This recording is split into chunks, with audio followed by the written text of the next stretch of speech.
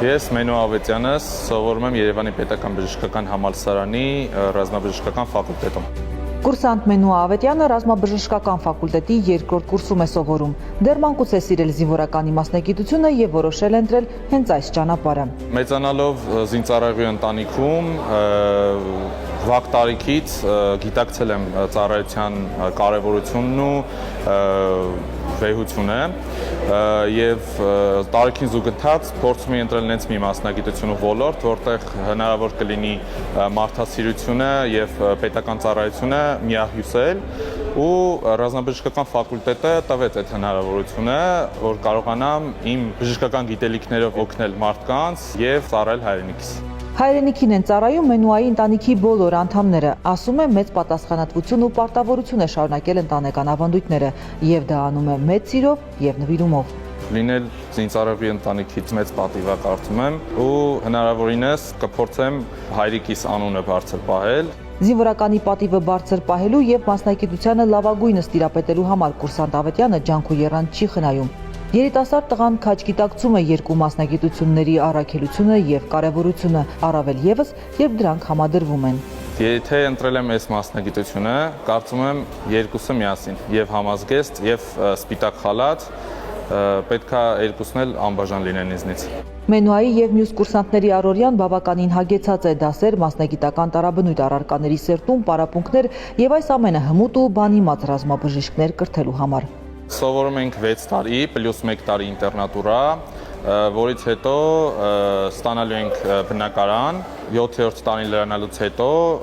մեկնելու ենք ծառայության 2 տարի ժամկետով։ Հայրս ինքը զինծառայող է, այժմ պահեստազորի գնդապետ ու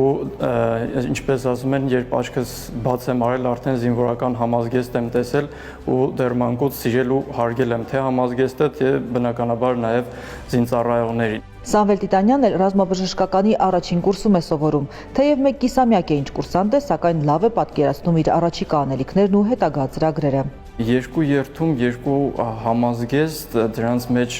որոշել որն է ավելի կարևոր կամ առավել ինձ հոգեարազատ կդժվարանամ պատասխանել, քանզի երկուսն էլ իմն են, երկուսն էլ ինձ բնորոշ են, թե իմ մտածելակերպին եւ թե իմ հոգեվիճակին։ Նպատակին հասնելու համար ապագա ռազմաբժիշկը պատրաստ է հաղթահարել ցանկացած խոչընդոտ եւ դժվարություն, իսկ դրա համար պետք է ամուր կամք, աշխատասիրություն եւ հետեւողականություն։ Մոտակա 10 տարին երևի թե ես գտնվելու եմ ռազմաբժշկական ֆակուլտետում, սովորելու եմ այստեղ, մասնագիտանալու եմ ու հետագայում իմ ծառայությունն ու գործունեությունը, իմ պարտքը տալու եմ իմ հայրենիքին զինված ուժերում որպես բժիշկ։ Ռազմաբժիշկներ կրթող այս դարբնոցն արդեն 3 տասնամյակից ավելի զինված ուժերին տալիս է փորձառու եւ արհեստավարժ մասնագետներ, եւ հենց այս նպատակով ֆակուլտետում բարեփոխումներն ու արդիականացման ծրագրերը մշտական բնույթ են կրում։ Վերջերս Պաշտպանության նախարարի հրամանով ռազմաբժշկական ֆակուլտետի սպաները Մյունխենի ռազմաբժշկական գերազանցության գրասենյակի հետ պայմանավորվածություններ են ձեռք բերել, ծանոթացել ՆԱՏՕ անդամ երկրների կադրերի պատրաստության մեթոդներին։ Համաձայնություն ձեռք բերվեց, որ ռազմաբժշկական ֆակուլտետի դասախոսական անձնակազմը, նաև կուրսանտական անձնակազմը կարող են ռազմաբժշկական գերազանցության կենտրոնում անցնել տարբեր դասընթացներ, վերապատրաստման կուրսեր, ինչպես նաև կուրսանտական անձնակազմը կարող է մասնակցել գերազանցության կենտրոնի կողմից կազմակերպված ռազմաբժշկական զորավարժություններին եւ վարժանքներին։ Ծրագրեր կա միջազգային մեր գործընկերների DIP-ի ակադեմիայի, ՆԱՏՕ DIP-ի ակադեմիայի գործընկերների հետ ընդլայնելու էլեկտրոնային ուսուցման հարթակների կիրառումը, մասնավորապես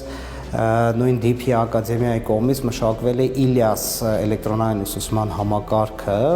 որը համագործակցության արդյունքում հուսով ենք, որ շուտով կներդրվի նաև ռազմաբժշկական ֆակուլտետում։ Ֆակուլտետում ավանդական կրթական ծրագրերից զատ կիրառվում է նաև էլեկտրոնային ուսուցման համակարգը, որը կուրսանտների համար ժամանակակից չափորոշիչներով գիտելիքներ ստանալու համար լայն հնարավորություններ է ստեղծում։ Իսկ մեր ռազմաբժիշկներին ավելի մրցունակ դարձնելու նպատակով շուտով կներդրվի նաև ռազմաբժշկական անգլերենի ուսուցումը։